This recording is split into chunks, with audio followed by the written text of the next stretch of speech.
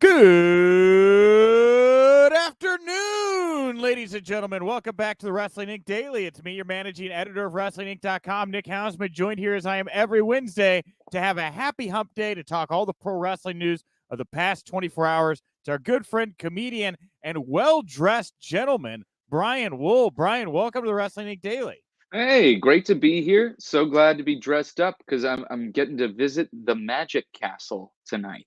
I'm so jealous, man. I feel like a schlub right now. I'm in my t-shirt. I think I'm going to go bum around a very empty Wrigley Field tonight, or Wrigleyville tonight. Well, you just got to go to a place that has a dress code because at the Magic Castle, you are not allowed in as a man if you do not wear a jacket and tie. You must. Yeah.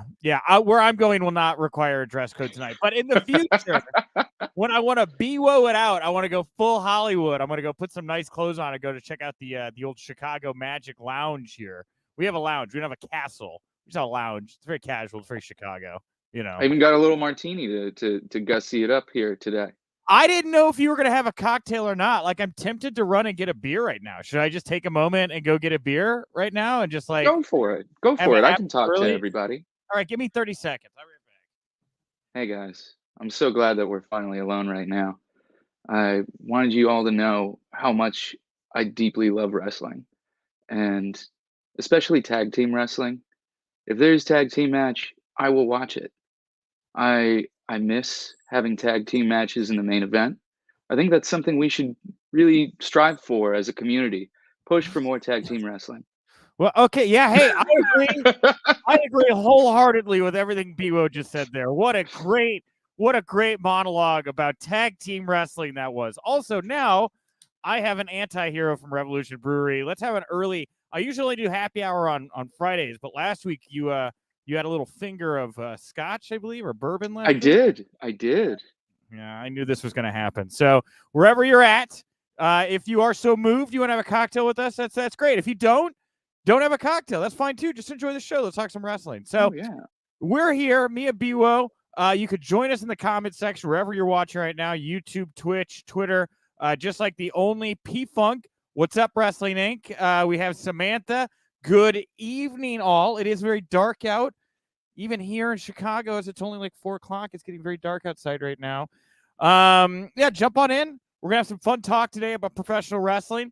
Later on in the show, if you're listening to us in audio form, you're going to get to hear my latest conversation with Matt Cardona, the former Zack Ryder, the current internet champion. And if you are watching us in video form, you want to watch me and Matt Cardona talk, you want to see the debut, the premiere of that interview, go check out the Wrestling Inc. YouTube channel right after we're done here today, 5:30 Eastern. Wonderful conversation. At the end of the show, for everybody, we'll dive into the Wink Daily mailbag. We're going to talk about Finn Balor. But, Brian, are you ready for some news you can use? News that will leave a bruise. My tie is straight. Let's do this. All right. Well, we're going to start off with some bruising news from the kingdom of UpUpDownDown. So Fightful put out this report yesterday that's really riled a lot of people. So Xavier Woods apparently sees little to no additional money at all from the UpUpDownDown channel or his hosting duties for G4. It was noted that UpUpDownDown work is applied toward Woods' downside guarantee with WWE. This was not clear, but it was indicated that Woods' G4 duties are tied in with his WWE contract, although it seemed like they were separate when the gig was first announced back in November of 2020. It was also said that the rest of the regular UpUpDownDown cast also had their channel earnings applied to their downside guarantees with WWE. Woods reportedly decided to hold out from creating new UpUpDownDown content until he got a deal for the channel, which shocked many people involved, as it was assumed that not only did he have a separate UpUpDownDown deal in place, but he was doing well from it, right?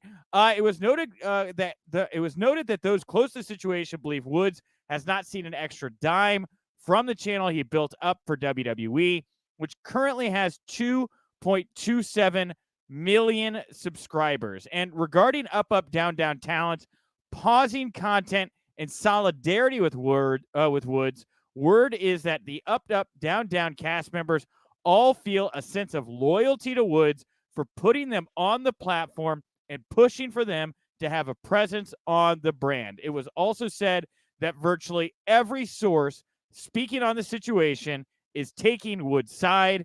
There is said to be no WWE creative heat on Woods for the UpUpDownDown debacle, as his King of the Ring win and current feud with Roman Reigns have happened while this holdout is going on. I'll kick it to you, Biwo. That was a lot there. What jumps out at you? Well, it seems like this is a signal of what WWE has planned for how they will manage their talent going forward. Nick Khan coming from CAA, I feel like that's a big signal too. They will now develop talent and then kind of take a piece of whatever they do after WWE, whether it be film, YouTube, whatever in individual endeavors. They kind of tried that a little bit when The Rock started doing movies. Vince McMahon would get a producer credit on each of The Rock's early films. I remember that. Yeah. Yeah. So I feel like this is kind of signaling to the talent, like, this is the new normal for WWE. And if you don't like it, maybe you're going to need to look to go somewhere else. So the big difference here, obviously, BO, is when you're talking about CAA, right? And I totally get the parallel. I think this is a great conversation. You're talking about the talent being used like an actor being represented by CAA. Anything you're attached to, they're going to get a kickback for it. But the difference is with CAA talent, they are union. They are SAG-AFTRA, right? Mm-hmm. Those people have the ability to have negotiating, leveraging, and power that the WWE superstars don't have right now. Like it's a really wonderful parallel, but you have to see kind of how like the power dynamic is a little bit different than what we see with actors out in Hollywood and things like that. Yeah, this would be like if CAA, and they are starting to kind of do this, this would be if CAA made their own movies, manage their own stars. It's like the old star studio contract thing. Like, you'd be a Warner Brothers star and you're contracted to do so many things. So I think that's what they're going to try and do. Is it right? No. Did Xavier Woods grow this channel on his own? Yes. Did he do it, with, people knowing about him through WWE? Yeah, that too. But 2.27 million subscribers, that is an incredibly valuable channel. That, every single piece of content that they put out gets beamed directly to 2.27 million people, on top of, their friends who will get it kicked to them because of the algorithm. Like, that's a deeply valuable channel.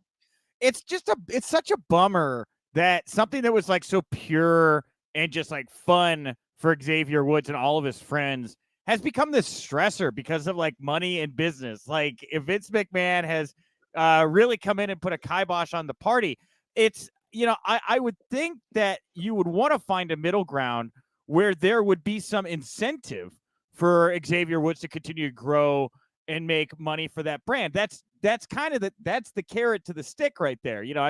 I've spent my time in sales offices, right? People will work harder and make you more money if they believe themselves they are also going to be making more money. And so I hope cooler heads do prevail here. I mean, it seems really short-sighted on WWE's part to put Woods in that position and just be like, dance for me, right? Go do your video game thing. I would think there's got to be some kind of middle ground here where they can create it like a structure for him and the people that are contributors to the platform to have a piece of this thing as it grows. I feel like you're kind of killing it by pissing off the golden goose here and not having any content being made at the moment. Yeah, I mean that's really it right there, Nick. They are ruining it, but they did that with Z's True Long Island Ice Stories, or you know what I mean? Yeah, it's appropriate that you're interviewing Matt Cardona today because WWE totally ruined his channel too. So yeah, and that Matt, I was actually thinking about Cardona when we were talking about this because you think about how you're really in that box, you lose out on opportunities because WWE doesn't want you to do things that go out and make money those ways. Matt Cardona right now is in a great place where he's able to play around with all of his favorite stuff, capitalize the fame he had for 10 years on TV, do kind of what he wants to do. But that's really special case. I think if Woods was out of the box, he could probably do that as well. How much money he would make equivalent to what he's making right now, I don't know. And also the time that goes in to be a self-starting entrepreneur like that, like Matt Cardona, legit, for all the money he has and like fame, is up every morning putting t-shirts and bags and like putting together little care package things or whatever he sold as, gear in a box and shipping it, invoicing it, keeping those numbers. I mean, it's a lot of work to move away from that system at the same time, Oh yeah, and I mean, you look everything Matt Cardona does. He's got his podcast brand. He's even got the partnership with PBR.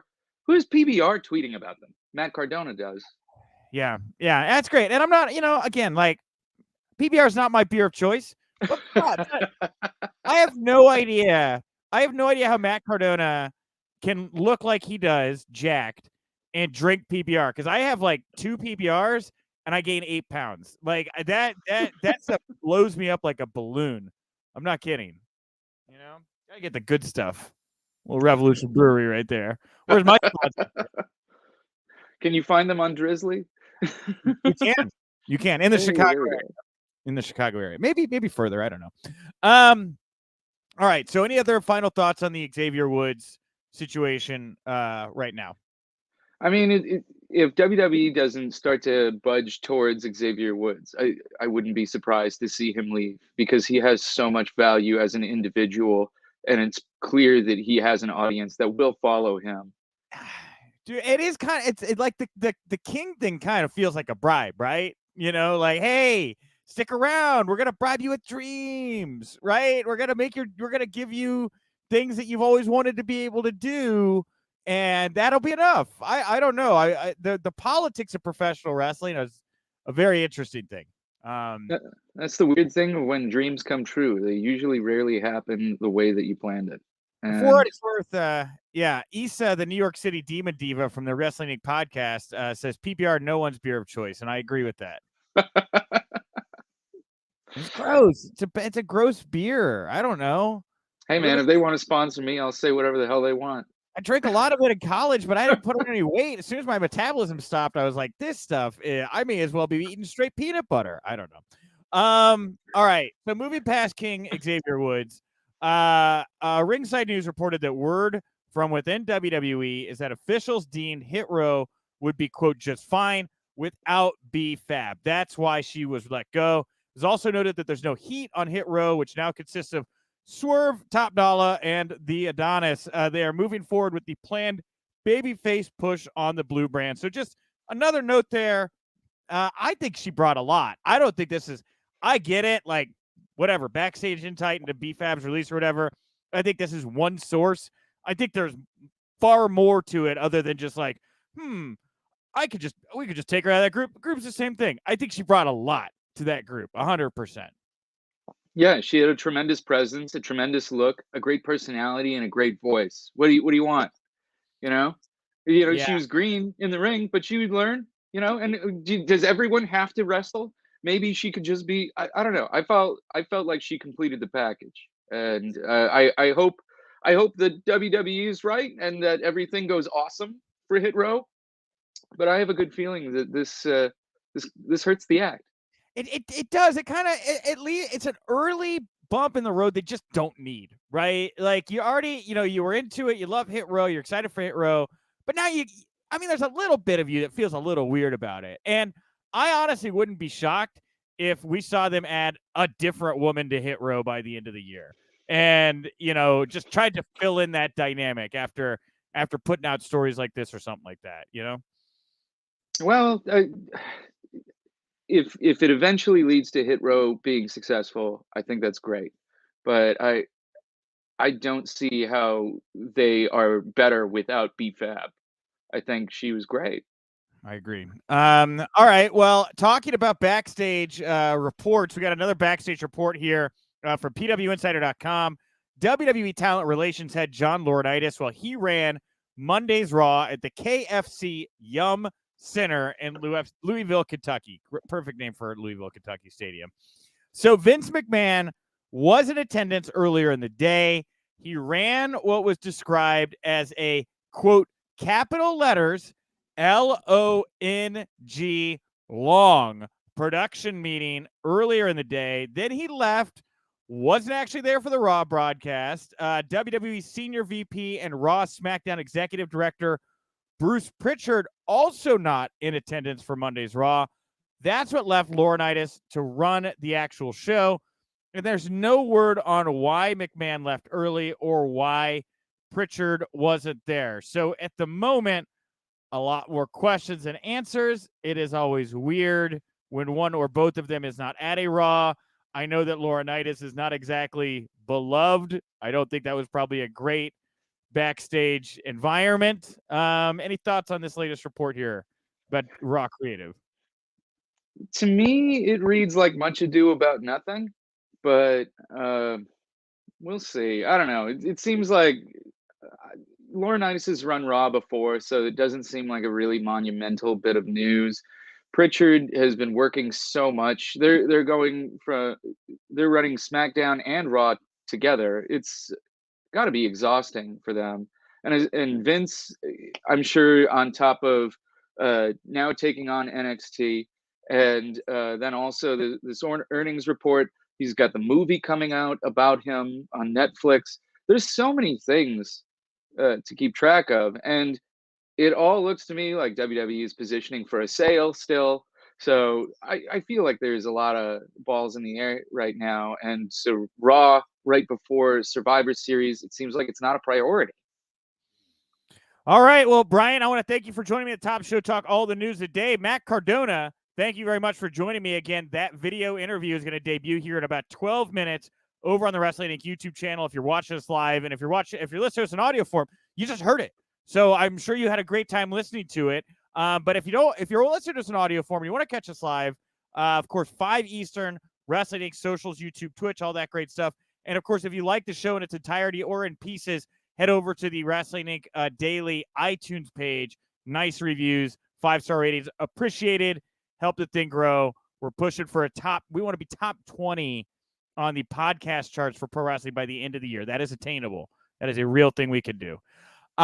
With that, let's dive into the mailbag. So today's mailbag question comes to us from a PW Insider report, or is based off of a PW Insider report, saying Finn Balor did not work last night's WWE live event in Nottingham, England, after being pulled from the card due to what was being described as a precautionary decision. It was noted that Balor was held off the live event so Balor can rest, and what is believed to be a minor issue.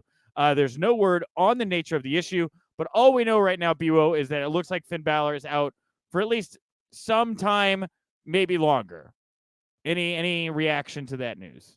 Man, I really was hoping to see Balor, get into a program with someone like Kevin Owens, who now is turning heel. I thought that would be awesome. I love that you put that on the list of people that Balor could possibly feud with.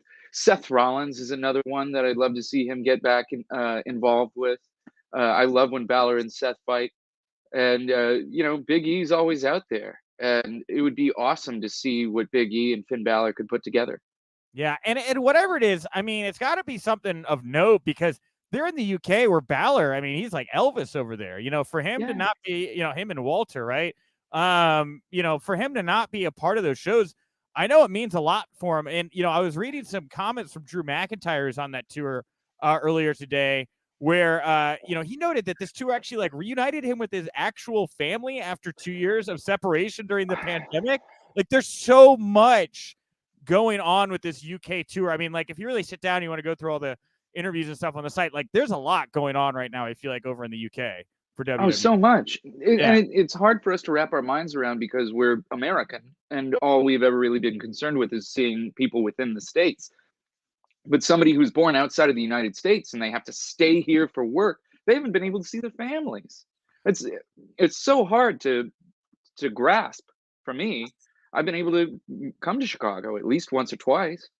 I've thought that I thought the Braun Breaker promo last night on NXT about him going to the UK, I thought was a fine. We didn't even talk. We haven't talked at all about NXT. We got a second here real quick before we get to the mailbag. I mean, there's a hollowness there. I mean, I know we got War Games on the horizon now. I don't really know.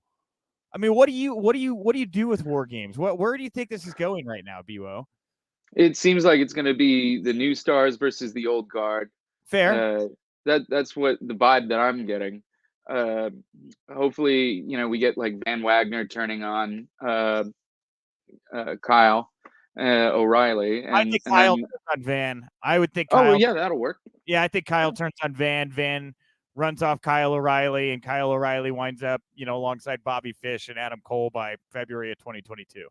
Yeah. So I feel like that's the way things are going.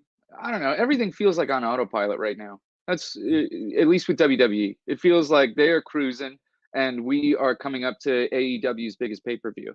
It's like completely different sides of the spectrum with these two companies right now, and it's hard not to compare them. But like AEW's card on Saturday looks like fire, and WWE has never felt so cold. I don't know that this card feels like fire for Really? AEW Full Gear. I mean, I think Page and Omega will be good. It's not at the fever pitch it was right before Punk came along. Like the excitement for Page to take that title from Omega, I just don't think it's a lot of things happened while Page was away being good husband, and I just don't know that grabs me as much. Punk Kingston's the whole show for me. I mean, I think that's going to be a barn burner. Miro O'Brien should be good to very good. But I think it's going to be fantastic. I think it'll be very, yeah. I mean, but like, it's not like a ton. I mean, MJF, Darby Allin should be good. Yeah. But I don't know. It's like, it's not grabbing me the same way as other, and you know what? That's usually when shows over deliver and they blow me out of the water. I just don't feel the same kind of buzz for Full Gear, I guess, since I've felt for other AEW shows recently. Well, I mean, I guess we have the go home show tonight. We're going to find out very, very soon. But to me, it seems like they're delivering a fire card in the Survivor Series. They just announced the teams online. It was weird. And that's a company that also like disparages people using the internet. Internet fans are terrible, yet we release the teams for Survivor Series on the internet. The hell is that? It's a ball and cup game is what it is, Brian. So with back to the NXT War Games thing real fast. So 4-on-4, 5-on-5. Like, what is it? Is it usually 4-on-4 or 5-on-5? I keep forgetting. It's usually 5-on-5 is how they've been running it. And then sometimes they've had the 3 different teams too. But this is going to be, I think, 5-on-5. And okay, I kind of feel like old guard versus new guard too. So it would be like what? Like Ciampa, Gargano, Loomis, and Kyle, or maybe not Kyle, maybe MSK, know? Or what's his name? Oh gosh, I'm blanking right now. To the moon. Oh, why am I blanking? Grimes. Yeah, Grimes would be great in there. I don't know. I think Grimes is gonna maybe not be in that cell. I don't know. I could be wrong. I mean, look, Trevor Lee. I mean, or Cameron Grimes. That guy could go, and I'm not saying he can't, but his vibe doesn't feel like brutal War Games match right now. I don't know. Doesn't seem the vibe for me. But then on the new side, that's why you just gotta be there. So on the new guy's side, then it's like it'd be Braun, right? Mm-hmm. Braun Breaker, Gacy, right? Mm-hmm. How is he going to get along with Gacy? Wagner, Collegiate Man, and the mafioso. Vito. Oh, Tony D'Angelo. Yes. D'Angelo, yeah. D'Angelo, the Fishman. Yeah, Dead Fishman. Yeah, okay. Yeah. Okay. So, okay. All right, well, that's a look ahead. All right, well, let's get to the poll question. As Brian alluded earlier, who do you want to see Finn Balor feud with when he returns to action? The choice I gave you were Kevin Owens, Big E, Seth Rollins, or somebody else. 200 votes here, 36.4 to Rollins, 32.6 to Owens, 24.6 to Big E, and only 6.5 for somebody else. A real pretty tight race here. Who do you want to see Finn Balor feud with the most if you had to pick somebody? If I had to pick somebody, like not considering contracts or whatever, I want to see him wrestle Kevin Owens. Those guys put on so many great matches. I want to see that again. I want to see it too. I feel like Kevin Owens' fate right now is to put over Big E. I could see Balor being used as something to distract Rollins. I wonder where Balor is here in a couple of years, right? I mean, this guy doesn't do anything but heat people up and then lose, and then heat people up and lose. That's his gimmick right now. That's his cycle. Well, it's been unfortunate because of the injuries too. Because it seems like whenever he did have momentum and it looked like things were going his way, he'd get injured. Yeah. Well, let's see here. We have Dave in here. How do you forget Tony D'Angelo, the effing goat of goats? Philly Fake M. Why no Twitch chat? We're Twitch chatting right now, Fake M. What are you talking about? Let's have Twitch chat in this moment. So whatever you want to Twitch chat about. I love our Twitch followers, by the way. We're doing big numbers over on Twitch. You guys are great, right? Stick around. Come on back. Raid. Do the raid of the Wrestling Inc. Daily. All right. Well, that's about it here. We're pretty much done. Anything else you want to talk about, people? We got a couple minutes. Anything you want to bring up? Anything you want to talk about here? In wrestling, gosh, I'm just really excited for this weekend's Full Gear. I think it's going to be great. I'm looking forward to Bucks versus Jurassic Express. I think that's going to surprise a lot of people. Okay, with Cole and Cage, right? The crazy six-man Falls Count Anywhere match you're talking about. Yeah, I think that's going to be so much fun. And Jurassic Express is due to, have some sort of win to give them some legitimacy. They seem to always come up short in a big match. So I feel like Full Gear is going to be a lot of folks who came up short in the past, overcoming their obstacles. I feel like that's the story AEW is telling right now. And we could use that. Okay. Hey, I'm looking forward to Full Gear this weekend. I will be at Full Gear. And on that note, this is a good pivot into the end of show announcement. So tomorrow, come on back. I'm going to have Pollo Del Mar or Paul Pratt, one or the other, on the show, talking the news. And we're going to have the full audio here tomorrow of the AEW Full Gear media call with Tony Khan. That's going to be going down at 2 p.m. Eastern tomorrow. We're going to have full coverage on the site. We're going to have the audio here. We put it up on the YouTube channel. So just come back tomorrow. Lots of Tony Khan headlines, I'm sure, are going to be coming out of that one. And maybe I'll get a chance to ask Tony a question. But if I don't do it on the call tomorrow, this Saturday night, I'll be in Minneapolis. I'll be at Full Gear. I'm going to be in the scrums. We have a full court press and coverage planned for the Saturday night over on Wrestling Inc. On-site coverage, social coverage, late night posts coming out of the scrums. So this Saturday night, come on back to Wrestling Inc. Join me. Join the whole crew. We're going to have post shows and tons and tons and tons and tons of coverage. All things Full Gear this Saturday night. If you like this show, support WrestlingInc.com. We're on all the socials. Of course, the Wrestling Inc. podcast goes live at night.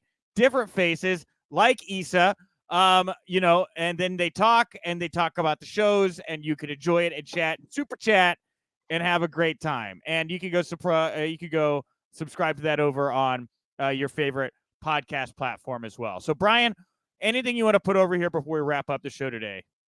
Oh, yeah. Head over to my Instagram account at Brian Wohl if you're in the California area to purchase tickets to my show next week. I'll be in the main room of Flappers with the Lewis brothers, who made that Robin Williams clip that went viral for the biopic. Doing a show with those guys. Okay. Yeah. All right. And also on the bill will be Jeremiah Watkins, who's the new voice of the Joker, who's kind of stepped into the role now that Mark Hamill has stepped away. And Jeremiah is hilarious. You've heard him on the Joe Rogan Experience, and Jeremiah is also always on Kill Tony. So it's a crazy lineup. Come out to Flappers in Burbank next Wednesday to see me and these tremendously talented people. Those are huge shoes to fill. Hamill was one of the, some people say Mark Hamill is the greatest Joker of all time. He certainly was. I think so. And Jeremiah's great. He's doing a good job on his show, and he's a great guy, and he's a really funny comedian. All right. Well, go support Biwo. Go support Jeremiah. Go support Robert Williams Light. Go support all of them. Everybody. Yeah. Support me. I'm at Nick_Hausman over on Twitter. Thank you all so much for tuning in. I'll talk to you tomorrow. And remember, if you winked, you didn't miss it.